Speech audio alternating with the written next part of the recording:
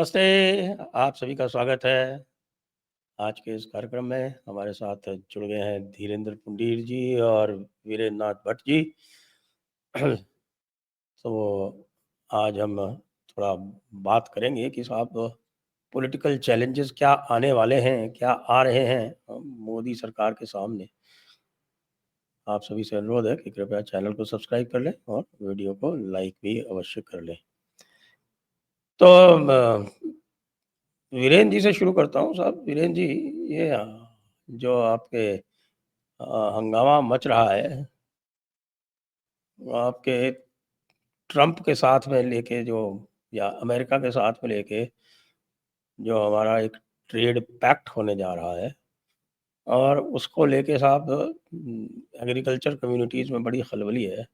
मान लीजिए ये हो भी जाता है, तो कांग्रेस तो इसको लेके पूरा हंगामा कारित कर देगी, क्या लगता है आपको?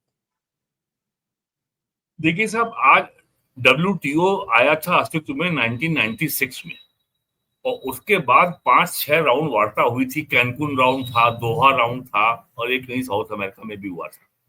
और लगातार एग्रीकल्चर के मुद्दे पर ही आज 30 साल से डेडलॉक बना हुआ है। वेस्ट ये चाहता है कि भारत सरकार जो है गेहूं के लिए MSP खत्म करे और WTO में एक पीस क्लॉज है। अगर आप WTO के आदेश को नहीं मानते हैं then you can seek some solace grace period के साथ पीस क्लॉज को हमने इन्वोक किया है। अब 5 साल आप हमारे ऊपर कोई दंड नहीं लगा सकते। इंडिया ने वो पीस क्लॉज इन्वोक किया हुआ है और अब WTO इररिलेवेंट हो चुका है। तो ये मामला कि आप जो है कि अपना खोलिए, डेयरी सेक्टर खोलिए, फूड सेक्टर खोलिए और हॉर्टिकल्चर को भी खोलिए। और ट्रम्प साहब ने उसमें एथनॉल भी जोड़ लिया कि साहब एथनॉल भी हमसे लीजिए। तो ये इस पे कभी जो है भारत सरकार कभी एग्री नहीं हुई है और ये एक ऐसा नया मुद्दा है कि कैनकुन का जो राउंड ऑफ टॉक थी या मिलान थी या दोहा थी, हर टॉक में पाकिस्तान भी इंडिया के पीछे था कि हम साहब हम आपके मौकिफ की हम हिमायत करते हैं क्योंकि हमारा भी इंटरेस्ट यही है। एग्रीकल्चर मार्केट हम नहीं खोल सकते। तो ये जो विवाद है और ट्रम्प साहब को लगता है कि यार भारत अब इंडिया जो है डेयरी में नंबर 1 है।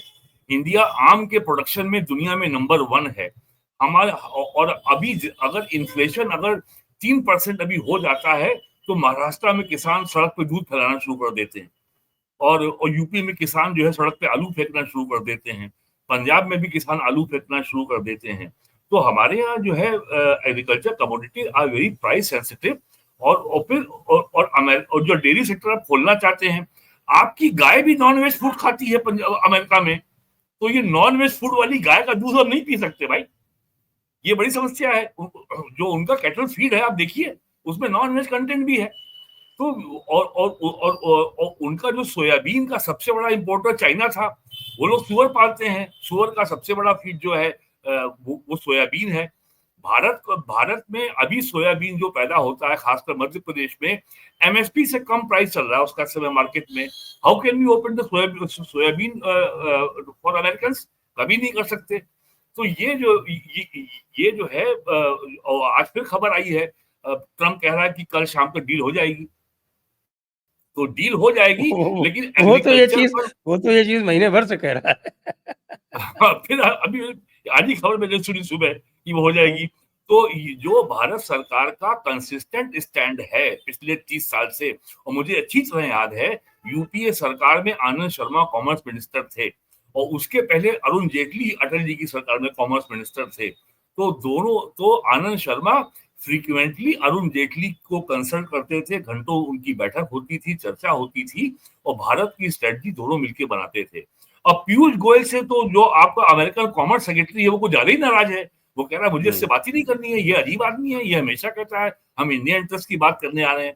अरे इंटरेस्ट दुनिया में, और जैसा आपने भी किसी प्रोग्राम में कहा है, इंटरेस्ट खाली अमेरिका का होता है, इंडिया क्या होता है भाई। तो हमारे पीयूष गोयल साहब चार्टर्ड अकाउंटेंट है, तो ही नोस हिज गेम कि वो किससे डील कर रहे हैं। तो और जिस तरीके से 2020 से किसान आंदोलन को लेकर के, कृषि कानून को लेकर के जो इन्होंने फर्जी मुद्दे पे जो जिहाद चलाया था नरेंद्र मोदी गवर्नमेंट के खिलाफ, तो ये भारत सरकार कभी भी ट्रंप के इस प्रस्ताव से सहमत नहीं हो सकती, और बल्कि मेरा मानना है कि नोबेल पीस प्राइज कमेटी को 2 नए पुरस्कार क्रिएट करने चाहिए, एक ट्रेड डील और एक सीज फायर। अच्छा। हाँ, 2 नए पद क्रिएट कर दे, ट्रेड डील और सीज फायर। पीस का ऑलरेडी है ही क्रिएटेड, और बाकी साइंस के जो नए नए आविष्कार हैं, तो ट्रंप साहब भी संतुष्ट हो जाएंगे कि उनको ट्रेड डील और सीज फायर दोनों के 2 नोबेल प्राइज मिल गए, और भारत का भी बाजार सुरक्षित हो जाएगा।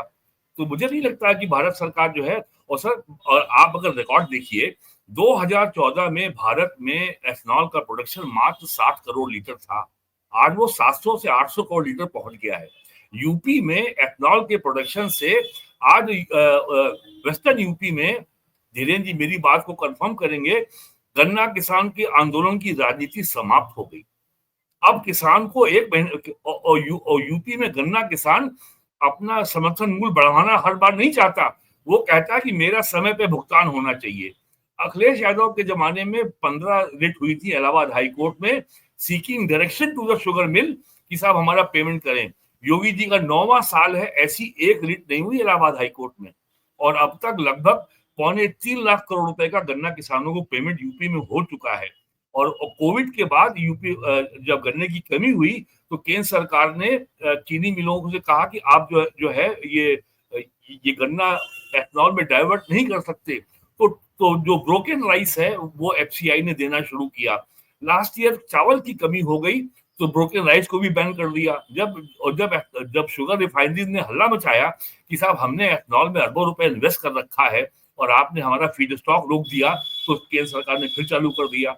आज 45% जो हमारा एथनॉल है वो केवल ग्रेन के फीड स्टॉक से बन रहा है, मेज है और ब्रोकन राइस है। गन्ना मिल नहीं रहा है यूपी में चीनी मिलों को, और इस साल जो है 2024-25 का जो सीजन अभी मई में समाप्त हुआ है, पिछले वर्ष की तुलना में 15% शुगर प्रोडक्शन हमारा कम हो गया, और भारत सरकार को रोक लगानी पड़ी कि 10 लाख टन से ज्यादा चीनी आप एक्सपोर्ट नहीं कर सकते। और वही 4 साल पहले जो इंडियन शुगर इंडस्ट्री है वो पूरी दुनिया में शुगर का मार्केट तलाश रही थी। आज उनके पास 2.5 करोड़ टन के आइए थोड़ा-सा धीरेन्द्र जी का भी ले लेते हैं, उसके बाद इस पर और विस्तार से चर्चा करें। जी, जी, जी, जी। जी, धीरेन्द्र जी। देखिए, उन्होंने जो कहा उस बात में तो कोई इफ बट नहीं होगा, लेकिन उत्तर प्रदेश, पश्चिमी उत्तर प्रदेश में एक लंबे समय से जो किसानों का गन्ना, चूंकि मैं खुद भी गन्ना किसान हूं तो मुझे मालूम है कि हम लोग मील की पर्ची और तमाम चीजों के लिए घूमते थे, लेकिन अब आप ये देखिए मील अब पूरे साल चलने लगे हैं। होता क्या है कि वो उनको जो बिजली बनाने की जो छूट दे दी, मतलब गन्ने का तो आप ये समझ सकते हैं, हम लोग अक्सर कहते हैं ना कि कल्प वृक्ष या इस तरह की बात अगर कोई कही जा सकती है तो वो एक इस फसल के लिए कही जा सकती है जिसका एक एक चीज, मतलब उसका, उसमें कोई चीज वेस्ट होती नहीं है। ऊपर से लेके जैसे शुरुआत होती है तो उसका गोला काट के जानवरों को खिलाया जाता है, पाती उसकी जलाने के लिए दी जाती है, जब उसका रस निकल जाता है उसमें खोई निकलती है, खोई को फिर अब वो बिजली के प्रोडक्शन में इस्तेमाल करने लगे। वहां उसको 2 हिस्सों में बांट रहे, एथेनॉल बन रहा है, फिर उसके साथ शुगर बन रही। शुगर तो अब एक तरह से उनका एक्स्ट्रा प्रोडक्ट हो गया, उनको वैसे ही बहुत पैसा मिल रहा है। मुजफ्फरनगर जैसी जगह में भी अब एथेनॉल प्लांट की बात हो रही है जो 100-150 करोड़ के सैंक्शन हो रहे हैं। तो एक नई चीज तो ये हो रही है, इसमें कहना चाहिए, क्योंकि आपको याद होगा हर साल, बल्कि जो चूंकि चर्चा हो ही गई है तो मैं इसमें बता ही देता हूं कि जब राहुल गांधी संसद में पहली बार बोला था तो वो इसी शब्द पे, मेरी यही स्टोरी थी कि सुप्रीम कोर्ट में मुलायम सरकार ने ऑन ओथ में, राकेश द्विवेदी शायद उनके वो थे वकील, मुझे अब जितना याद है, उन्होंने ओथ लेके कहा कि हमने पूरा पेमेंट कर दिया है किसानों का। तो मैंने क्या किया था कि मैंने बाकी तमाम सरकारी मिलों से उसी समय रिकॉर्ड मंगा लिए थे साथ के साथ, फैक्ट से, हर जगह से, कि भाई कितना पेमेंट हुआ। पता चला कि पेमेंट हुआ ही नहीं था, वही सुप्रीम कोर्ट में रिट डल गई थी, और उसी को लेकर राहुल गांधी ने पहली बार संसद में, तब तक उनको या 3 या 4 साल सांसद बने हो चुके थे, उन्होंने संसद में एक भी शब्द नहीं बोला था, तो मिड इन स्पीच करके अगले दिन वो हेडलाइन बनी थी। तो वो अब किसानों का जो है, उन्होंने बाकायदा कोट भी किया था संजय जी। मैं इसलिए कह रहा हूं कि लोग मुझे देखिए पता नहीं क्या क्या कहते हैं, जबकि राहुल गांधी को आवाज मतलब मेरी स्टोरी से थी। तो अब ये जो है ये भी एक अलग बात है।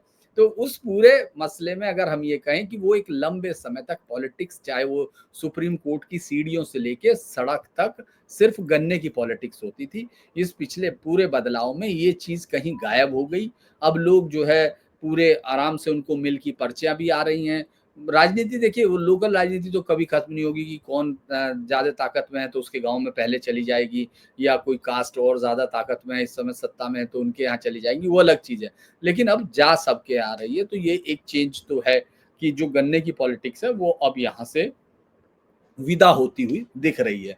हालाँकि अभी भी पूरा वो है। और दूसरा वेस्टर्न यूपी में एक बड़ी चीज़ ये भी हो रही है संजय जी, जो मुझे लगता है आने वाले समय में बड़ा होगा, कि यहाँ तमाम जगह पर अब जब आप पहले कभी आप इस तरफ आए होंगे तो जैसे ही आप गाज़ियाबाद मोड़ से मुड़ते थे, हरिद्वार तक आपको विशाल गन्ने के खेत मिलते थे। और ये हालत थी कि जो सरकार यहाँ के कई एसएसपीज़ ने जो गन्ना खेतों में जो पकड़ होती थी, मतलब जो किडनैपिंग होती थी, उसको रोकने के लिए पंजाब से वो ट्रैक्टर मंगाए थे बुलेट प्रूफ, ताकि उन खेतों में जो कई 100 किलोमीटर के खेत हैं जिनमें सिर्फ गन्ना गन्ना दिख रहा है, वो दिखता था, तो वो अब आपको नहीं दिखेगा। आप चले जाएंगे तो दोनों तरफ आपको बिल्डिंग्स खड़ी दिखाई देंगी। ये हरिद्वार तक हो गया है, आपको कोई खेत खाली नहीं दिखाई देंगे।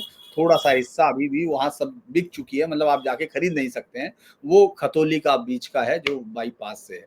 तो ये तो यहाँ बदल रहा है पॉलिटिक्स, अगर आप उसको पॉलिटिक्स के हिस्से में कह रहे हैं। बाकी अब जब वहां से हमारा ट्रेड डील हो जाएगी, टैरिफ हो, देखिए मैं ये मान के चलता हूँ, हम लोग चाहे कुछ भी कहें कि ट्रंप इस समय दुनिया के सबसे ताकतवर देश का सबसे ताकतवर आदमी है।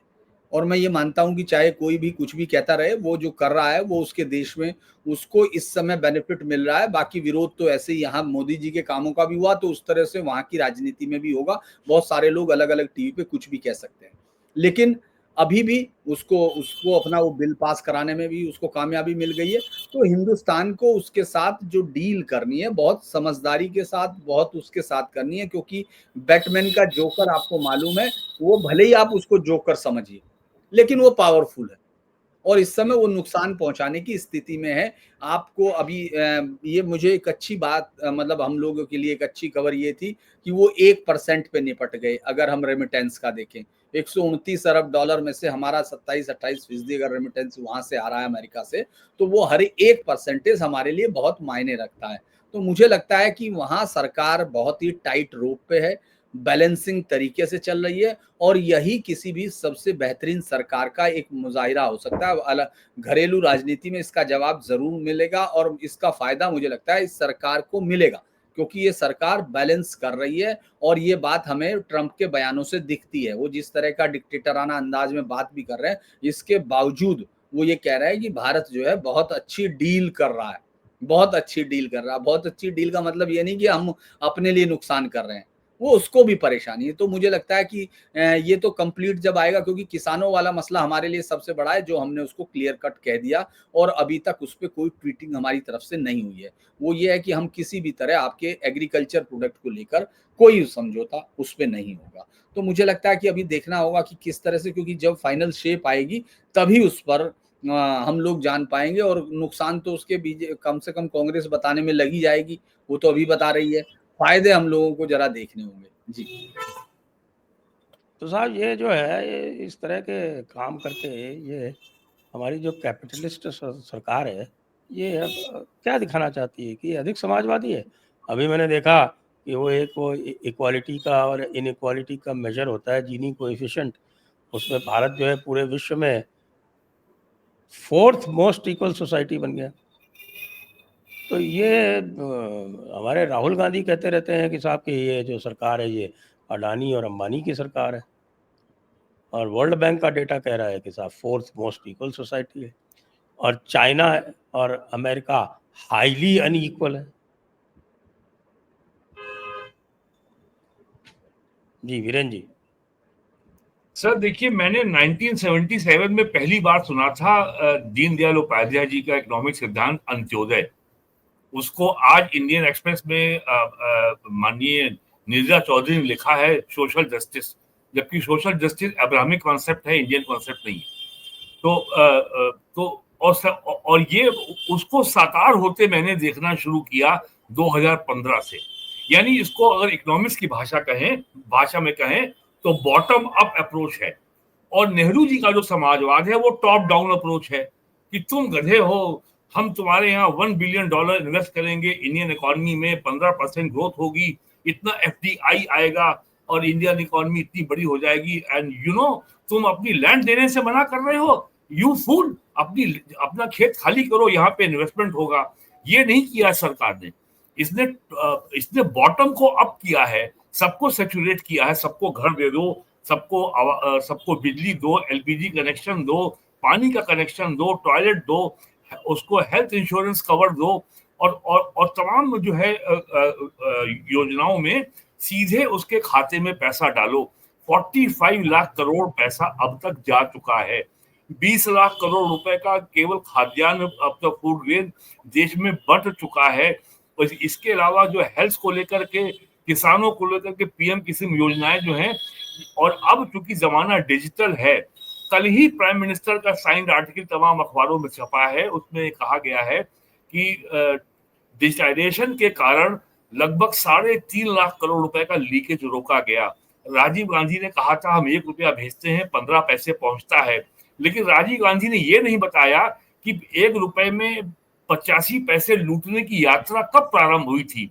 जब नानाजी उनके नेहरू जी प्राइम मिनिस्टर थे तब पहले 1 पैसा लूटा गया, और बढ़ते बढ़ते 10 पैसा, 20 पैसा, और इंदिरा गांधी के समय तक वो 85 पैसे हो गया।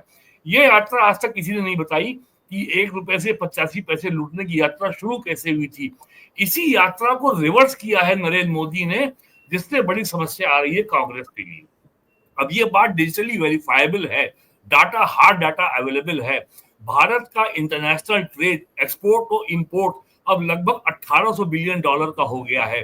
1800 बिलियन के डाटा को फज नहीं किया जा सकता दुनिया। और भारत का सेंट्रल बैंक अगर 0.001% भी फजिंग करेगा अपनी करेंसी की वैल्यू में, तो दुनिया में समस्या हो जाएगी। क्रेडिट रेटिंग एजेंसी खा जाएंगी आपको, आपकी इकोनॉमी बर्बाद हो जाएगी। तो ये जो एक फैशन बन गया है, ये डाटा फर्जी है, डाटा नकली है, और ये सब घुमा दिया है, तो ऐसा है नहीं। ये सब इसलिए हो रहा है, ये जो आपने जिनी इंडेक्स की बात की है, ये इस बात का कंफर्मेशन है कि जो भारत सरकार ने 2015 से और खासकर 2018 से जो वेलफेयर स्कीम लॉन्च की है, उनका लाभ पहुंच रहा है और रजिस्टर हो रहा है। एक अभी सुप्रीम कोर्ट का फैसला आया कि सरकार जो है लोगों को फ्री में फूड ग्रेन देती है, तो लोगों ने काम करना बंद कर दिया है। कल ही रिपोर्ट आई है न्यूट्रिशन इंडेक्स की कि इंडिया में जो है कुछ चीजों का खपत घटी है, लेकिन दूध का कंजप्शन बढ़ा है। ये रिपोर्ट आज ही छपी है अखबारों में। और न्यूट्रिशन इंडेक्स में भारत में ओवरऑल जो कंजम्पशन ऑफ कैलोरी है टॉप 5% में, और बाकी बिलों में गैप बहुत कम हुआ है। ये तो सब साइंटिफिक स्टडीज हैं। तो इस नाते ये फर्क आ रहा है। लेकिन भारत में क्या होता है, हर चीज को पॉलिटिकल रेटोरिक में आप बदल देते हैं। शब्द आडंबर और शब्द जाल, रेटोरिक एंड जार्गन, सब बेच दिया, सब बर्बाद कर दिया। तो अब सरकार कहाँ रोज जो है हर घंटे हर दिन राहुल गांधी के ट्वीट का जवाब दे आंकड़ों के साथ, लेकिन लोगों को अंतर मालूम हो रहा है। जैसे और जो सबसे बड़ी बात हुई है, जो कांग्रेस सुनना नहीं चाहती, इकोनॉमी का फॉर्मलाइजेशन। जैसे जैसे इकोनॉमी का फॉर्मलाइजेशन बढ़ेगा, इनफॉर्मल सेक्टर कम होगा, वैसे वैसे आपके पास आपका data will be more granular and more credible data होगा। वो परसों ही जो है, जब PM का ये ट्वीट आया कि इकोनॉमी का जो हुआ है डिजिटाइजेशन और फाइनेंशियलाइजेशन, तो खड़गे साहब का लंबा ट्वीट आ गया, अरे साहब मार्जिनलाइज सेक्शन के लोग छूट गए। 97 करोड़ लोगों के पास स्मार्टफोन है देश में, और करीब 20 लाख किलोमीटर से ज्यादा ऑप्टिकल फाइबर ले हो गया है। तो ये डाटा कोई हमको प्रचार करने का काम नहीं मिला है बीजेपी से कि हम बीजेपी का कोई हम प्रोपेगेंडा करें। जो वेरीफाइबल डाटा है, और केवल केबल इंडस्ट्री से ये पता कर लिया जाए कि पिछले 8 साल में आपका केबल प्रोडक्शन कितना बढ़ा। अब जैसे यूपी में योगी जी के 8 साल में 45,000 करोड़ रुपया खर्च हुआ, 733/11 kV सब स्टेशन बने, 2 लाख किलोमीटर की जो है लो टेंशन लाइन खींची गई। अब ये डाटा वेरीफाइबल है। गवर्नमेंट ऑफ इंडिया की स्कीम है RDSS, revamp distribution sector scheme.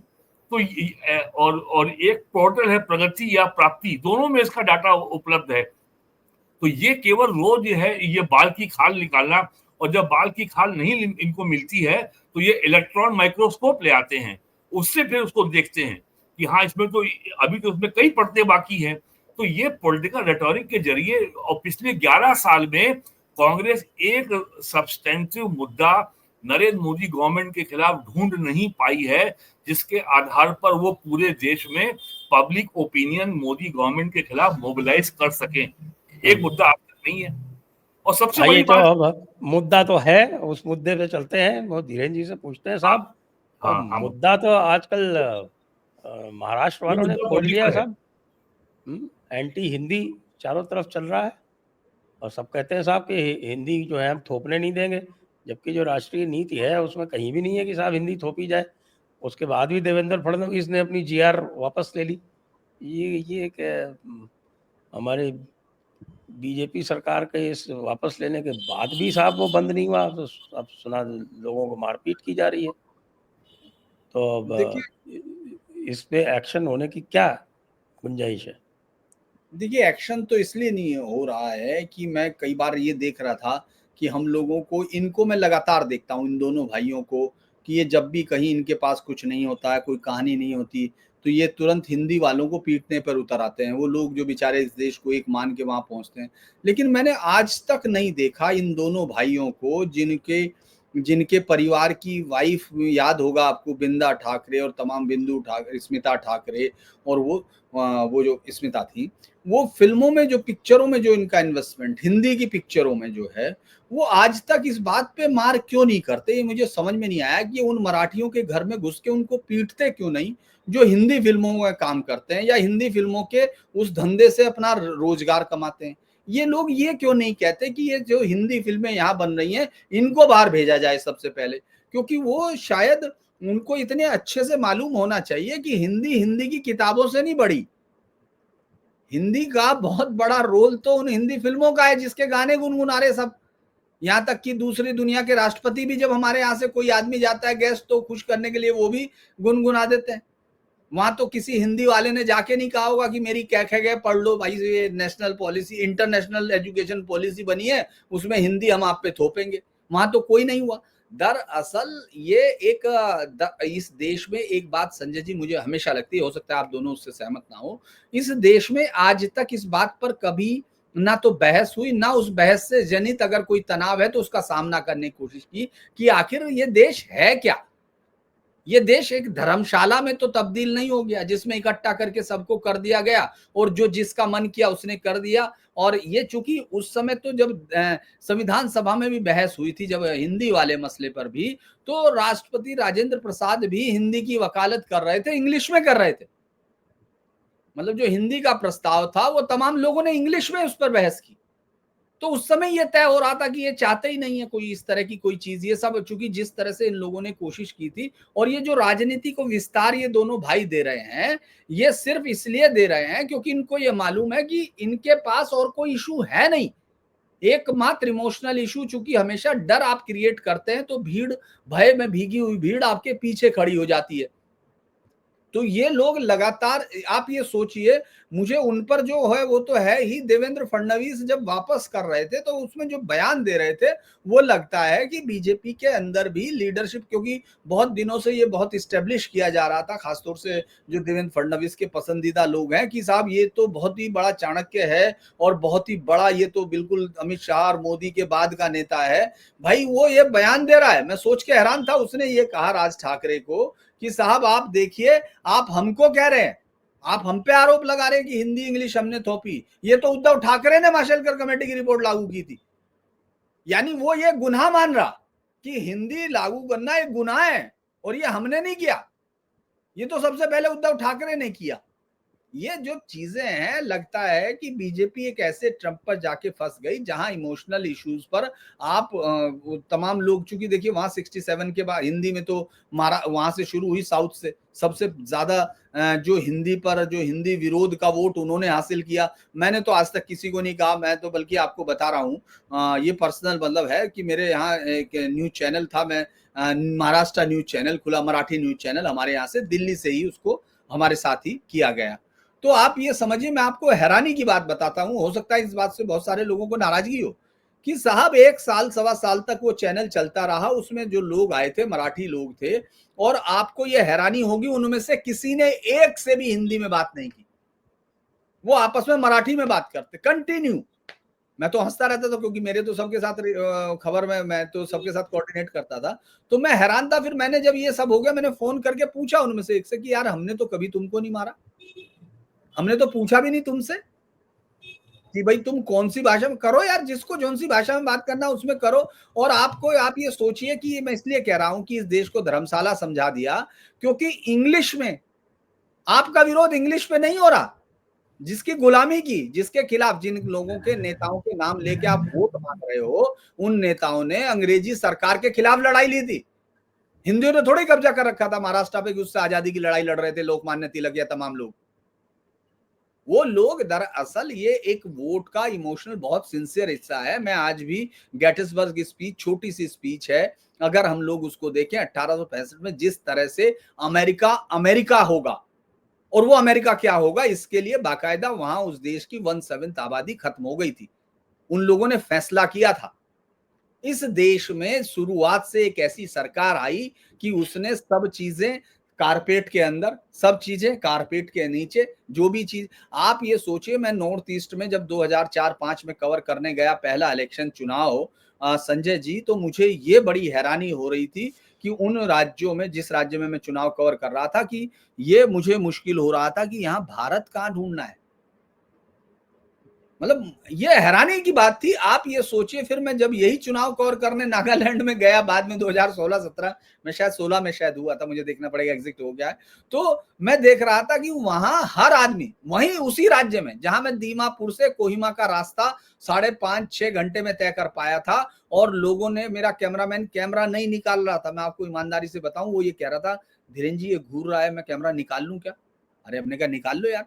तो उसके बाद फिर मुझे भी लगता था शाम हो गई अब रहने दो, क्योंकि होटल वाले ने, मारवाड़ी राजस्थानियों का होटल था वहां दीमापुर में सारे थे, और उन्होंने कहा था कि 5 बजते ही हम होटल के दरवाजे बंद करेंगे, आप अंदर आ गए तो ठीक है भैया, नहीं तो आप। और उन्होंने एक और बड़ी इंटरेस्टिंग बात कही थी कि कहीं रास्ते में झगड़ा हो रहा तो उनको देखना मत। मैंने कहा भाई क्यों नहीं देखूं, रुक के, हमें तो बहुत मजा आता है, हमारे यहाँ तो कहावत है कि हम लोग चाहे कुछ भी हो जाए तमाशा तो है ना, जीते गाय सो लेकिन तमाशा घुस देखेंगे, तो हम तो देखेंगे, हम सरकार है, हमारा धंधा भी है, हम उस इलाके से भी हैं और धंधा भी है, तो हमें तो जरूर देखना पड़ेगा।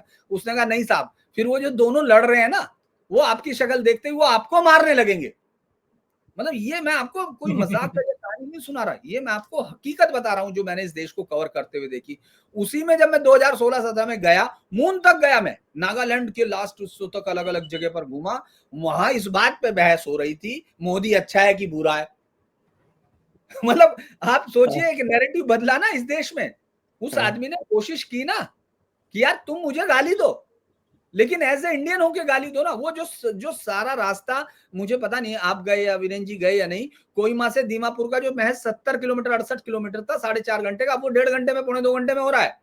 और आप समझ रहे हैं सब कुछ के बाद, आपको पता वहां सुबह का नाश्ता क्या है होटलों में जो मिला मुझे, चूंकि मैं तो सुबह ट्रैवल कर रहा था तो मेरे लिए बड़ी हैरान थी, ब्रेकफास्ट पूरी और वो छोले।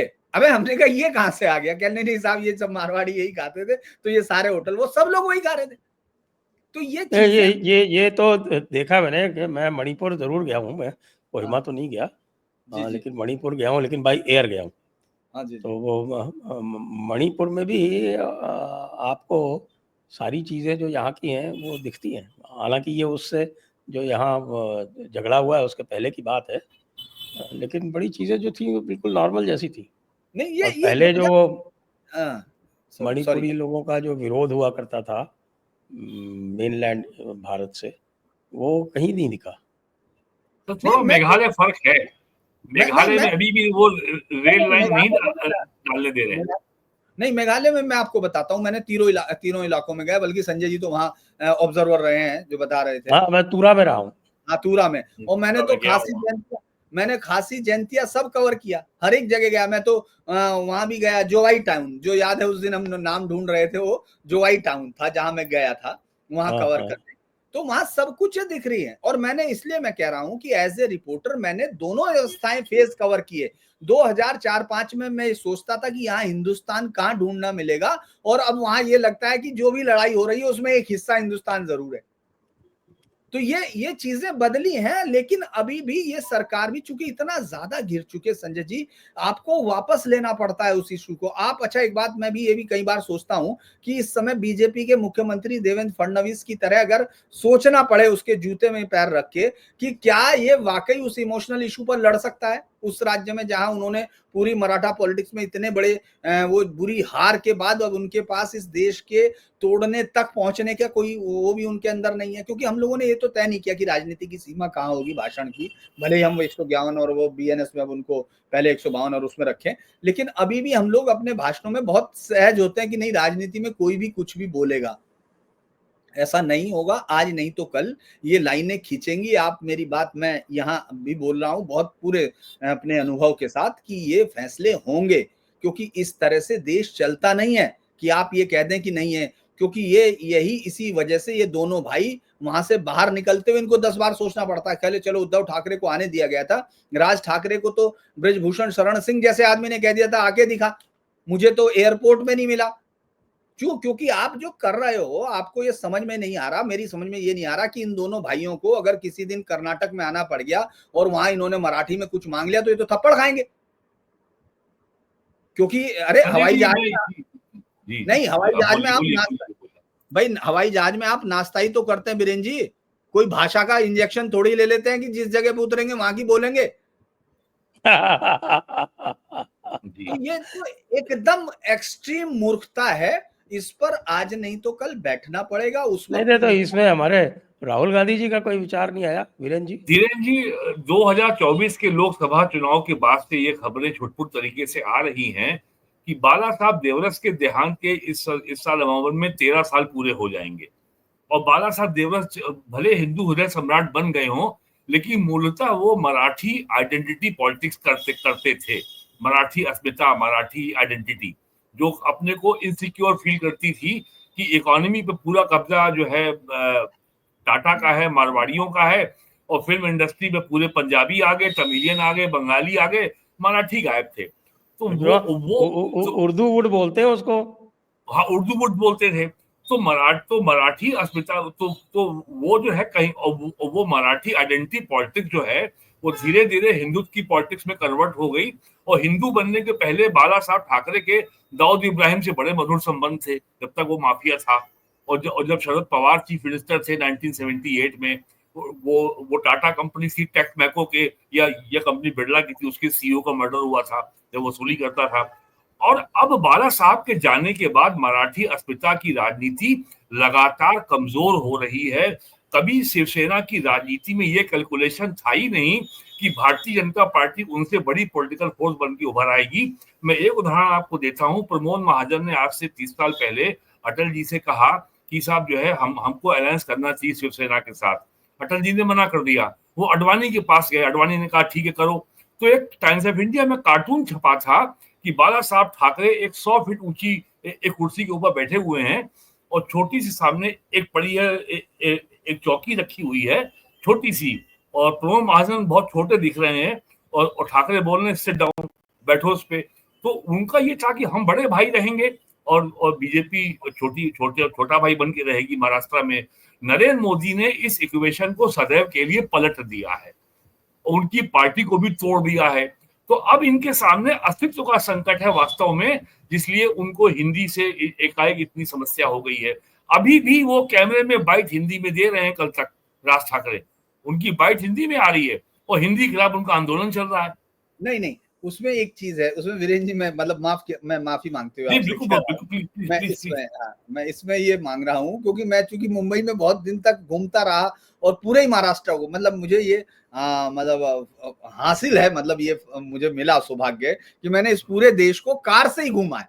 धूले उले सब जगह मैं कार से घूमता रहता था, कांडला से आ जाता था कार से चलता हुआ महाराष्ट्र। आप सोचिए, दोनों मैप को मिला के देखिए। तो मैं जब वहां घूम रहा था तो मैंने ये देखा, यार ये तो मराठी नहीं है जो आप बोल रहे हो। मैं उन लोगों के साथ बहुत इंटरेक्ट करता था, तो वो कहने लगे कि नहीं ये, मैंने कहा यार ये ओरिजिनल मराठी नहीं है, अपन का और तपन का, ये कहां से बोल रहे हो, ये कहां से आ गया। तो वो कह रहे कि नहीं ये जो फिल्मों ने हमको जो है दे दिया है। वो जो मुंबई आपको दिख रहा है, जो ये माफिया स्टाइल में जो ये चलते हैं, सरकार जो होती है, ये इनका कोई मराठी स्टाइल नहीं है। अगर मराठी स्टाइल पे इस देश में, मुझे कई बार तो ये होता है, ये कहना नहीं चाहिए क्योंकि ये चीजें ऐसी होती हैं कि हिंदी वालों ने इस देश के लिए, मतलब ये कोई सब ने किया होगा, लेकिन ये यूपी जैसा राज्य जो है वो कितना ज्यादा वो करता है। आप ये सोचिए, उस राज्य का मुख्यमंत्री दूसरे राज्य से आता है, और उस राज्य से आता है जहां आप 250 मीटर से ज्यादा जमीन नहीं खरीद सकते, वहां जाते ही मैदानी गाली सुनते हो। इसके बावजूद उनके अंदर कोई डिवीजन नहीं है। वो आपकी सरदोस्मुखी पर आप पे सवाल नहीं खड़ा करता। वो आपसे नहीं पूछता, जिस गुजराती के आप थप्पड़ मार रहे थे, वो गुजराती आपसे ये नहीं पूछता कि सूरत में क्या करने आए थे शिवाजी। वो नहीं पूछता है, वो उनको शिवाजी महाराज कहता है। हम भी हिंदवी के वो कहते हैं। वो 2 बार के अगर वो उसको सच में सोचने लगे और गुजरात सोचने लगे तो आप समझ रहे हो क्या कहेगा। ये पेशवा की मूर्ति कैसे लग रही है नेवल हेडक्वार्टर में महाराष्ट्र बॉम्बे में, इसका क्या सिग्निफिकेंस है? पेशवा की, शिवाजी की? पेशवा की, बाजीराव पेशवा। हाँ, बाजीराव पेशवा तो उनके तो नेवल अचीवमेंट्स हैं ही भाई। अकेला कमांडर है जो कभी हारा तो है नहीं वो कोई भी वॉर। 20 इयर्स तक 740 शायद उसका वो था। ये एक और ज्वलंत अच्छा एक राजनीतिक मिनट विषय सर, मैं इसमें इसलिए मैं आपको कह रहा हूँ क्योंकि जो पॉलिटिकल इशू था वो रह गया है। दरअसल हो क्या रहा है, अभी वहां जो बीएमसी के इलेक्शन होने हैं, बीएमसी के इलेक्शन इशू है, मतलब जो इशू है, बड़ा इशू है। हाँ, मैं चूंकि मैं इमोशनल हो जाता हूँ भाषा को लेके, लेकिन जो है उधर मैं चला गया। लेकिन दरअसल दिक्कत ये हुई है कि मुंबई में ये राज ठाकरे और उसके इस बयान के बावजूद, इनके मिलने के बावजूद वहां डिवीजन अभी तक हो रहा। वहां अभी कांग्रेस अब इनके साथ खड़ी नहीं होना चाहती। अगर राज ठाकरे वहां आ जाता है तो बाकी सहज पार्टियों को भी दिक्कत है। और सबसे बड़ी प्रॉब्लम ये है कि अब मुंबई में ये जिस तरह की राजनीति कर रहे हो वो समझ में नहीं आ रहा कैसे हो रहा है, क्योंकि मुंबई में अब 40%, 30 से 40% जो बृहन मुंबई है उसमें हिंदी भाषी या गुजराती भाषी है। तो ये बाकी इनके पास अब कोई ऑप्शन नहीं है कि अगर ये इकट्ठा नहीं करते हैं इमोशनल इशू पे तो इनका डिवीजन बहुत जबरदस्त है, चाहे वो मुस्लिम वोट का हो और चाहे वो हिंदी भाषी, क्योंकि कोई हिंदी भाषी तो वोट देगा नहीं इतने पिटने के बाद, और गुजराती भी नहीं देगा जो गुजराती। तो इनकी दिक्कत ये हो गई है। गुजराती और हिंदी भाषी मिलके मुंबई का 60% है लगभग। हाँ, मैं ये कह रहा कि 40 तो उनको बताने लगे जो हम लोगों का मतलब अब मराठी भाषी तो अब करीब 40% के आसपास ही रह गए। तो ये मेजर है, ये चाहते हैं कि वो चंक कम से कम उनके पीछे खड़ा हो जाए ताकि उनको बीएमसी में, चूंकि देखिए बीएमसी का एक राज्य जितना बजट होता है, लूट की सारी संभावनाएं, और चूंकि मुंबई पे जो राज करेगा उसी पे सरकार जैसी फिल्म बनेगी। लेकिन अब मैं तो ये देख रहा हूँ कि साहब की मराठी भाषी स्वयं खड़े हो गए इस गुंडागर्दी के विरुद्ध। ये एक बेहतर चांस है। मैं दरअसल एक चीज मानता हूं संजय जी कि हम लोग अब एक ऐसे देश में रह रहे हैं जहां 12 से 14% लोग ऐसे हैं, युवाओं की मैं बात कर रहा हूं और उसमें सब जोड़ रहा हूं, जिन्होंने पिछले इस 10 सालों में, 12 सालों के राज में, जिन्होंने ये तय कर लिया कि वो हिंदुस्तानी पहले हैं। वो ना ब्राह्मण है, ना वो मराठी है, ना वो यूपी के हैं, ना वो कोई जाति के हैं, वो सिर्फ एकमात्र हैं, वो हिंदुस्तानी है। और वो इस बात को मैंने देखा ऑन करते हैं। वो जो सड़क पे लड़ते निकलते हैं वो सिर्फ इस महज इस देश में 10 से 12% हुए हैं, लेकिन वो ये कहते हैं कि ये देश हमारा है, हमारे पुरखों का है और हम इसके लिए कुछ भी करेंगे। तो वो हिस्सा जो मराठा में हो, चाहे आप तमिलनाडु में, चाहे एक बात बताइए, क्या आज से पहले आपने तो वहां काफी वो रहे भी होंगे और आप गए भी होंगे उसमें चुनाव में, और बीरेन जी शायद तमिलनाडु में कवर किया होगा, मैंने भी बहुत कवर किया, वैगई नदी से लेके ट्रैवल किया था। लेकिन मैं आपको ये बता दूं कि ये कभी मैं तो नहीं सोच सकता था सपने में कि रामास्वामी नायकर को इस तरह कोई कह सकता है। ना दुरई को कोई कह सकता है, और जो कह रहा है, कहने को तो पागल भी कोई कह सकता है, उसके पीछे भीड़ खड़ी हो जाए, उसको 4,30,000 40,000 वोट मिल जाएंगे जब वो लड़ेगा। तो ये बदल रही है ये दुनिया, इनको समझ में आना बंद हो गया पुराने नेताओं को कि धीरेन अब जी, जो मैन्युफैक्चरिंग स्टेट हैं, अब वो नेशनल मेन स्ट्रीम के खिलाफ जाने की हिम्मत नहीं कर सकते। तमिलनाडु, कर्नाटक, महाराष्ट्र मैन्युफैक्चरिंग स्टेट्स हैं, उनके यहाँ पैदा हुआ माल पूरे देश में जाता है, और यही वजह है कि तमिलनाडु की त्रिपुर की जो हैंडलूम, जो उनकी जो गारमेंट इंडस्ट्री है, वहां पे भयंकर लेबर शॉर्टेज है, यूनिट्स बंद हो रही हैं, और यहां तक कि बिहार के लेबर ने वहां पे छोटी छोटी यूनिट्स खरीद ली हैं तमिलनाडु की त्रिपुर में। इससे प्रोफाइल बदल रहा है तमिलनाडु की राजनीति का। जी अच्छा, लेबर ने खरीद लिए? जी, बिहार के छोटे छोटे एंटरप्रेन्योर से खरीद लिए। ये बहुत बहुत विस्तार से रिपोर्ट किया है इसको हिंदू के बिजनेस लाइन ने और बिजनेस स्टैंडर्ड ने। दरअसल दूसरा और भी है संजय जी, आपने पिछले कुछ समय से देखा होगा, बिहार से वहां से जो ट्रेनें भर के आती है वो इधर बहुत आ रही है मजदूरों की। जब छुट्टी के वक्त ट्रेनें अब वहां से चलने लगी, जो पहले मुंबई से चलती थी ट्रेनें जो लेके आती थी पूर्वोत्तर इसमें यूपी में और उसमें बिहार में, वो अब ट्रेनें आप कभी स्टेशन पर जाइए तो आप देखिए बदल। मैं अखबार खरीदने, मुझे अब ये एक दिन मेरे अखबार नहीं आए और मेरी आदत आज भी इसी से पढ़ने की है, देखिए मेरे हाथों में हमेशा अखबार भरे रहते हैं, तो वो एक दिन अखबार वाला नहीं आया तो मैंने कहा अखबार कहाँ मिलेंगे, अभी की बात है 2 हफ्ते 1 हफ्ता हुआ, तो मैं गाड़ी उठा के सुबह ही 7-8 बजे मैंने पहले तो उसको फोन लगा के खूब उसको, उसने कहा साहब मुझे इमरजेंसी होगी, हमने अखबारी कोई इमरजेंसी नहीं होती, मैं हमारी वैसा हो गया, लेकिन मैं फिर आप सोचो रेलवे स्टेशन तक एक तो कोई अखबार वाला नहीं मिला, आप ये सोच अच्छा। नहीं सकते। मैं आपको बता आजकल रहा हूँ, कौन अखबार पढ़ रहा है? मैं हम और आप आपको ही यही पढ़ रहे बताने की हैं। कोशिश कर बाकी रहा हूँ। यंग जनरेशन तो पढ़ती नहीं। नहीं मैं नहीं मतलब वो पड़ती सर अखबार। नहीं, मैं ये कह रहा कि उसके पास सोर्स, वो उसको इन्फॉर्म्ड है, वेल इन्फॉर्म्ड है, उसके पास सोर्स दूसरे हो गए, उसका हाँ, मीडियम सोर्स दूसरा दूसरे हो हैं, गया, अब तो है ना? सोशल मीडिया से लेता है वो सब कुछ। हाँ, मैं यही कह रहा हूँ उसके पास मीडियम अलग हो गया, तो मैं, और चूंकि अभी मैं पुराना था तो मैं गया वहां देखने, तो मैं रेलवे स्टेशन पे गया तो रेलवे स्टेशन बदल गया, तो मैंने हंसते हुए एक दोस्त को फोन करके कहा कि यार अगर पत्रकार हो तो कम से कम महीने में एक बार पैदल घूम लिया करो शहर को समझने के लिए, ये हालत हो रही है, इस बदलाव को आप ऐसे देखो। तो वो जो ट्रेनें आती हैं, हम उनका कैरेक्टर चेंज होते हुए नहीं देख रहे, जो स्टेट से आ रही है, जो चीजें आ रही है वो बदल रहा है। बात बीरेन जी की बिल्कुल सही है कि याद है आपको जब पंजाब पे ये लिखा गया था, याद होगा इंडिया टुडे में एक बहुत, ये 80s 90s के अर्ली 90s की बात है, जिसमें ये लिखा गया था इंडिया टुडे के उसमें कि बिहार के लोगों ने वहां की पूरी उसको जो है मजदूरी के उसमें उन्होंने संभाल लिया। याद है ना आपको, वहां कोई ना कोई पंजाबी बोलता हुआ जब बिहारी मिलता था तो लोग उसको बड़ा उससे देखते थे, लेकिन फिर आपने देखा कि धीरे धीरे वो वास्तविकता बदली। वो अब आज भी आप वहां की टोटल वर्क फोर्स बिहार से आती थी, अभी वहां सारा कुछ इसी तरह से बाकी तमाम जगह पर भी अलग अलग राज्य, मैं सिर्फ एक राज्य को नहीं कोट कर रहा हूं, आप ये सोचिए जब बंगाल, याद कीजिए बेंगलोर में जब पूर्वोत्तर के राज्यों के लिए कुछ हो गया था आपस में, स्टूडेंट्स को लेके शुरू हुआ तो ट्रेनें जब जा रही थी वहां से, जब निकल के भाग रहे थे, आपने देखा कितने हजारों लोग एक अचानक निकल आए, नॉर्थ ईस्ट के वो लोगों सब को। नागालैंड के लोग थे, ज्यादातर नागालैंड के बहुत लोग थे उसमें। मेघालय वेघालय सबके थे, मैं इसलिए हाँ बता रहा हाँ हूँ हाँ। क्योंकि संजय जी से मैं इसलिए कह रहा हूँ कि संजय जी जब मैं उधर से अभी आ रहा था, कहीं मुंबई से या कहीं से गाड़ी से आ रहा था, तो मैंने जहां वो पिया, रास्ते में रुक के कुछ खाना वाना किया राजस्थान के एक शहर में, तो उस शहर में उस होटल में जहां हम लोग रुक के वो खाना वाना कर रहे थे, ऊपर से कम 5-6 लड़कियां थी जो नॉर्थ ईस्ट की थी, जो वहां होटल से लेके तमाम उसको बिजनेस को संभाल रही थी।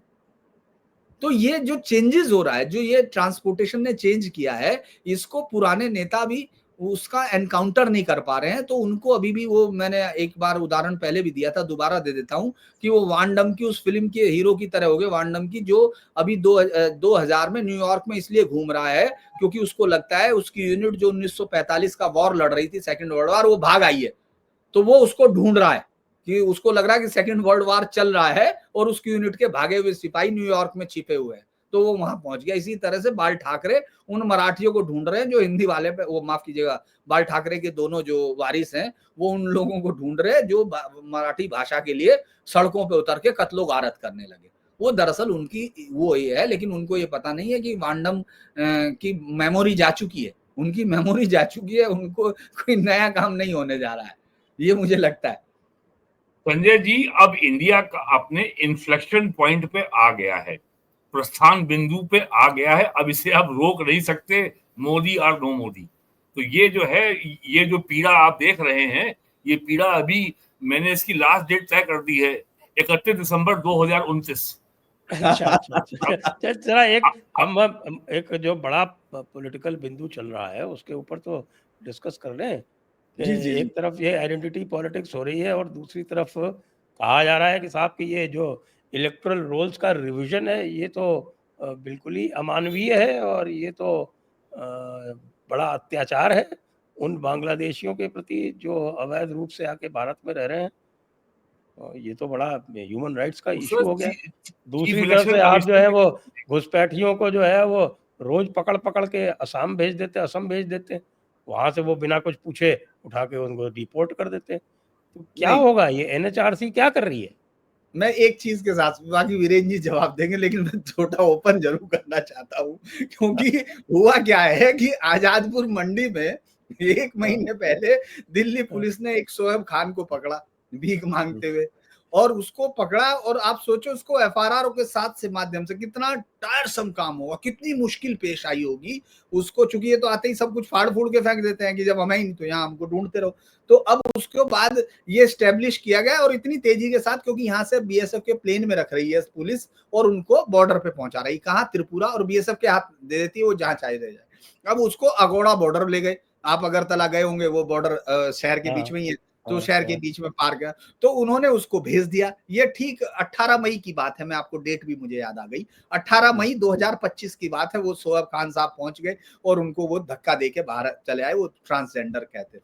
अब वो अगले महीने, पिछले महीने 12, ये अभी 24 जून की बात थी, या हाँ 24 जून की शायद बात थी, पुलिस वो फिर सर्च कर रही है, चूंकि बांग्लादेशियों कर रही है, तो फिर आजादपुर मंडी पर वही उसी चौराहे पर पहुंचे, और उनको फिर वो सोहाब खान जैसा दिखाई दिया, तो उन्होंने सोचा कि ये डबल रोल है क्या इसका, तो उन्होंने उसको पकड़ा, तो उसने हाँ, कहा कि तुम्हारा जुड़वा भाई है क्या, उसने कहा साहब मैं ही हूँ, और वहां रह के कुछ दिन उस कैंप में मैं वापस आ गया हूँ, वो 1 महीने में वापस आ गया। बड़ा इंटरेस्टिंग केस है, परसों का केस है ये, और पुलिस वाले माथा पीट रहे थे कि यार इतने सारे हमने काम किए, और उसमें भीषम उनके वो थे जो एसीपी थे, भाई इतने सारे काम किए, इतनी मेहनत की, इतनी लीगल बाउंडिंग्स पार की, और ये भाई वहां उसने बताया कि मैं 4 दिन साहब अखोड़ा पार करके उसमें रहा, बॉर्डर को पार करके, वहां कैंप बने हुए हैं, वहां 4-5 दिन रहा, फिर पैसे दिए, और फिर एक दिन चुपचाप निकल कर वापस आ गया, और फिर यही मांगने लगा, मुझे यहाँ प्रेम है सर किसी से, मैं यहाँ से जाऊंगा नहीं। तो उसको, तो इसीलिए आप बांग्लादेशी ये भी, ये जो आप भेज रहे हैं उनको बीएसएफ से, ये उसके बाद नीचे से आ भी रहे हैं, ठीक है वीरेंद्र लेकिन सर धीरेन्द्र जी, आप। आज तो खबर आई कि गुजरात से 150 बांग्लादेशियों को लेकर के एक कॉमर्शियल फ्लाइट आज ढाका में लैंड कर रही है। ये कौन से वीआईपी लोग हैं जो जिनको कॉमर्शियल फ्लाइट से भेजा जा रहा है और उनके सबके हाथ में हथकड़ी बंधी हुई है? ये तो अभी आप बताइए, आगे का आप शुरू कीजिए, मैंने तो एक संजय जी को इस काम का, उसके बाद मैं बताऊंगा, मेरे पास डाटा भाई है। और ये इन्होंने कल की इन्होंने जो कैविएट लगा दी है। अब कैविएट लगाने के बाद आप जो है वो मेन आप शुरू केस आर्ग्यू करें, कैविएट लगी हुई है इनकी तरफ से। जी। और एक खबर परसों ही कल ये थी कि अभिषेक सिंघवी साहब से कहा चीफ इलेक्शन कमिश्नर ने, वो बार बार कह रहे थे आप सब बड़ी ज्यादती कर रहे हैं, तो चीफ इलेक्शन कमिश्नर साहब ने उनको बहुत बहुत शुक्रिया अदा किया कि हमारे आदेश के बाद आपने 1.5 लाख बीएलओ अपॉइंट कर दिए। अब अभिषेक सिंघवी को समझ ही नहीं आया कि क्या बोले वो, कि जिस आदेश का विरोध करने आए हैं उसका पालन करने के बाद विरोध करने आए हैं। ये बड़ी अजीब स्थिति पैदा हो गई। और सारे आयोग ने इंडी अलायंस के सारे नेताओं का बड़ा धन्यवाद उन्होंने किया कि आपने जो है आरजेडी ने 50,000, कांग्रेस ने 1 लाख, बीजेपी ने 1.25 लाख और जेडीयू ने भी 50-25 हजार सबने अपॉइंट कर दिए हैं। तो विरोध भी हो रहा है और उसका पालन भी हो रहा है, क्योंकि प्रॉब्लम ये है सर, 1950 का आरपी एक्ट है। नरेंद्र मोदी सरकार ने आरपी एक्ट को कोई अमेंडमेंट नहीं किया, कोई या एक्ट के तहत जो सरकार को रूल्स फ्रेम करने की पावर्स होती हैं, कोई नया रूल फ्रेम नहीं किया। तो इनको ये विरोध करने में बड़ी समस्या आ रही है कि आपने जो है नया कानून बना लिया। कल तक परसों ये बोले थे कि पहले नोटबंदी अब वोटबंदी, लेकिन वो क्लिक नहीं हो रहा है वोटबंदी वाला नारा। तो मुझे लगता है कि, और ये जो टाइम फ्रेम दिया गया है 25 जुलाई तक का, ये तो मेरा मानना है कि इलेक्शन कमीशन ने डिले कर दिया। ये काम तो चुनाव आयोग को लोकसभा चुनाव के तुरंत 2 महीने बाद ही कर देना चाहिए था। और ये बंगाल में होगा तो और ज्यादा, और 2 ही स्टेट से रिएक्शन आया है, एक बिहार और एक बंगाल। बाकी राज्यों से कहीं ज्यादा विरोध नहीं हो रहा है। यूपी में समाजवादी पार्टी नहीं बोल रही है अभी तक इसके बारे में, हालांकि उसके एमपी गए थे डेलीगेशन में चुनाव आयोग से मिलने, लेकिन अभी तक अखिलेश यादव ने आधिकारिक तौर पर कुछ इसके ऊपर ज्यादा बोला नहीं है। ये मुझे लगता है होके रहेगा, इसमें कोई समस्या नहीं आने वाली है। और ये सही है, ये बैकडोर पे एनआरसी हो जाएगा। इससे हमारे कांग्रेस वालों को, तेजस्वी को और हमारे भाई साहब अकलेश जी को, इनको क्या समस्या आने वाली? सर, सीमांचल बिहार में क्या होने वाला है? किशनगंज पूर्णिया में 16 सीटें हैं वहां पे। अभी तो वहां पे असली खेल आपको इसका असर देखने को मिलेगा। खगड़िया में देखने को मिलेगा, मुजफ्फरपुर में देखने को मिलेगा, पटना में बहुत बड़ी आबादी है रोहिंग्यों की, बांग्लादेशियों की। हर जगह इसका असर देखने को मिलेगा आपको बिहार में। देखिए, और 2 करोड़ लोग तो ऐसे हैं जिनके पास कुछ नहीं है जी। नहीं, सबसे बड़ी बात यह है कि जो ज्ञानेश जी हैं, ज्ञानेश बहुत ही, चूंकि संजय जी शायद जानते भी होंगे क्योंकि उनके जूनियर हैं बहुत, लेकिन फिर भी मुझे लगता है कि वो जो है बहुत शार्प एक वो है। क्योंकि मैं इसलिए कह रहा हूँ क्योंकि वो जब ये जब आर्टिकल 370 रिपील किया जा रहा था, उस वक्त ही वो कश्मीर डेस्क देख रहे थे, जेएस वहां थे, जेएस कश्मीर थे, तो उनके साथ बहुत इंटरेक्शन हम लोगों का होता था। तो मैंने ये देखा, एक तो मथुरा के हैं वो पंडित जी, बहुत ही शार्प हुए हैं, तो मैं कई बार उनसे जैसे ही सवाल पूछने की कोशिश करते थे, वो कहते थे अपने शब्द में लेके मत आया करो मेरे मुंह में डालने के लिए, ये कहवा पियो। तो वो जो है, जब आप कह रहे हैं तो अभिषेक मनु सिंघवी को वो जरूर जवाब दे सकते हैं बढ़िया से। दूसरा ये है कि आप ये सोचिए, यहाँ सबसे बड़ा एक बयान उन्होंने दिया था, उन्होंने कहा कि जो रोजगार दिल्ली में करता है उसका वोट दिल्ली में है, तो उसको दिल्ली में देना है, जो ये नहीं कि वो घर की तरफ। तो ऐसा तो आपने देखा होगा, ट्रेनों में भर भर के जाके वोट देने वाले लोगों की भीड़ कहाँ होगी? क्योंकि जब वो चेकिंग हो रही है, जब वो चीजें हो रही है, तो मुझे लगता है ये करेक्शन की तरफ जाएगी, और ये करेक्शन बहुत बड़ा वोट बैंक को लिमिट करता हुआ दिखेगा। और कई कई बार ऐसा होता है कि वोट हम लोग देखते हैं, यहाँ भी डाल देते हैं, गाँव में भी जाके डाल आते हैं। ये तो 2003 में हुआ था, पूरा प्रॉपर हुआ था, तब तो किसी को नहीं याद आया। 2003 में तो इन्हीं की सरकार थी राज्य में, तब तो ये बहुत चिल्ला सकते थे, तब आपने बहुत आसानी से मान लिया, जबकि सेंट्रल में तब भी बीजेपी होगी। तब चुनाव आयोग की, चूंकि दरअसल इस बार ये साफ दिख रहा है कि ये कई सारी पॉलिटिकल पार्टीज को एक खतरा जो है, संजय जी, मुझे लगता है बिल्कुल दिख रहा होगा कि अगला जो दशक शुरू होने वाला है वो राजनीति अलग जगह पर जाकर आपको करनी पड़ेगी। आपके पास अलग इशू होंगे, क्योंकि जिन रिटोरिक के सारे आप अब तक खड़े रहे, यानी आपके पिताजी भूरा बाल साफ करो कह के भी पूरा इलाका जीत लेते थे, या फिर अगला आने वाला आदमी सुशासन कह के जीत लेता था, अब लोग बहुत सारी चीजों के साथ खड़े हैं। लोगों को अब समझ में आता है कि एक ट्वीट पर क्या हो सकता है। तो मुझे लगता है ये जो पॉलिटिकल पार्टीज का एक डर है, क्योंकि यथास्थिति से कौन डरता है? यथास्थिति से वो यथास्थिति वही रखना चाहता है, भविष्य से वो डरता है जिसको उम्मीदें कम हो, वरना जो जाना चाहते हैं। ये सारा विरोध जो है, आप ये सोचिए सीमांचल और तमाम जगह पर जो एक मूवमेंट पूरी हो जाती है चुनाव के वक्त पे, उस पे तो रोक लग जाएगी, क्योंकि आप बॉर्डर से, मतलब ये तो बहुत खतरनाक इलाका हो चुका इस देश के लिए। चूंकि आप पूरा का पूरा जो ये पूरी बेल्ट जब मिलती है पूर्वांचल की, बंगाल के और उसके बीच में, तो आप ये सोचिए कि यहाँ बहुत करेक्शंस की जरूरत है। जिन लोगों की आप बात कर रहे हैं वो आपको दिखते तो है नहीं, क्योंकि ये बांग्लादेश के कमीशन में, उस समय तो पाकिस्तान का कमीशन था, उसने कहा था कि 35 लाख लोग जो है गायब हो गए। उसमें रिपोर्ट में लिखा गया था, जब उन्होंने पश्चिम बंगाल में, उसमें जो पूर्वी पाकिस्तान है, उसमें से 1965 से 1900 कुछ के बीच में 35 लाख लोग गायब हो गए। उसके बाद उन्होंने 71 से उसके बाद लिखा, 74 के बाद, कि 15 लाख गायब हो गए। तो वो लोग कहाँ चले गए? वो सब लोग इसी जगह पहुंच गए ना, और अब तो उनको फायदा हो गया। अब तो उनको ऐसे, चूंकि वोटों की ताकत में उनको ऐसे वो समझ गए कि वो अकेले आदमी नहीं है, वो घुसपैठिए नहीं, वो वोट हैं, और जो उनको वोट जिसको चाहिए उसके, वो उनकी ताकत है, वो उनके लिए प्रोटेक्शन करेगा। तो ये सब चीजें, कोई आदमी अपने करेक्शन को सुधारता क्यों नहीं? क्योंकि क्या लग रहा है, अगर जिनकी वोट कम होंगी वो कोर्ट में आप उनके मुकदमे लड़ सकते हैं, आपके पास तो वकीलों की पूरी फौज है। लेकिन एक जो सुधार है उसकी तो जरूरत है ना, क्योंकि कल को तो मुझे लग रहा है कोई भी चीज होने से बदल, रिटायर नहीं होने देंगे लोगों को, वैसे तो ये सरकार ही नहीं होने दे रही, लेकिन मैं कह रहा कि कल तो रिटायर ही नहीं होने देने के, क्योंकि इससे यथास्थिति बिगड़ जाएगी। वो ये कह सकते हैं भाई बदलाव एक निश्चित समय है, उसके बाद वोटों में बदलाव होगा। 18 साल हो गए होंगे उन लोगों को जो नए वोट बने उनके बन चुके, जैसे उसने कहा है कि जिनके आधार हो गए, आपने हेमंत बिस्वा शर्मा ने बहुत क्लियर कहा है कि साहब वो 18 साल के ऊपर जिसका भी आधार बनेगा उसको डीसी से स्वीकृति लेनी होगी। उससे सवाल किया भाई ये क्या मतलब है, उसने कहा यार इस देश में अब आधार हर आदमी का बन रहा, बच्चों का बन रहा, क्योंकि उनको स्कूल में चाहिए, उनको बोर्ड परीक्षाओं के लिए चाहिए, तो उनका तो सबका बन चुका होगा। अब ये जो ऊपर वाले जिनके बन रहे हैं, ये जो नए होंगे उनके बनेंगे, जो नए जो बड़े लोग हैं उनका 18 साल तक हमारे देश के लोग हैं उनका तो बन चुका होगा। अब ये जो लोग आ रहे हैं ये सब बांग्लादेशी है, तो इनका वो ना, तो इस तरह से आप किसी भी बदलाव को जब रोकते हैं, क्योंकि वोटों ये क्या नाम इसमें आप बल्कि अच्छे से बता सकते हैं, आपने तो देखा है रोल्स को, इस रोल्स में तो करेक्शन होगा ही, ये तो एक नैसर्गिक प्रोसेस है।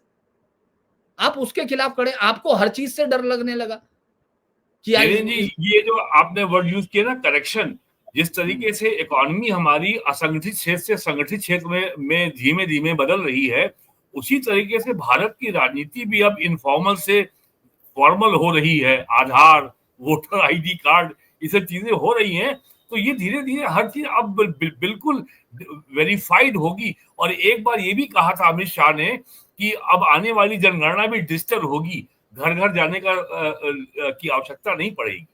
अरे वोटिंग इस बार उससे डाला है, पटना में कल ही तो हुआ है, वहां बिहार में कहाँ हुआ परसों तरसों, वोटिंग फोन से डाला है, ऑनलाइन वोटिंग हुआ है। हाँ, वो तो बड़ी हैरानी की बात है, मैं उसको देख ही रहा था कि वो ऑनलाइन वोट कर, ऑनलाइन तो हमारा जो ईवीएम सिस्टम है वो तो अलाउ नहीं करता ना ऑनलाइन।